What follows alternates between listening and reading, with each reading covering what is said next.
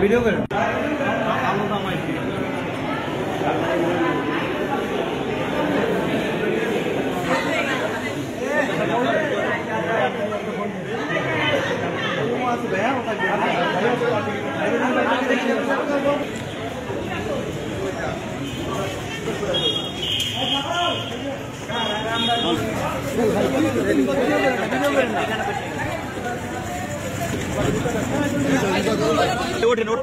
মেহমানদের উঠতে দেন।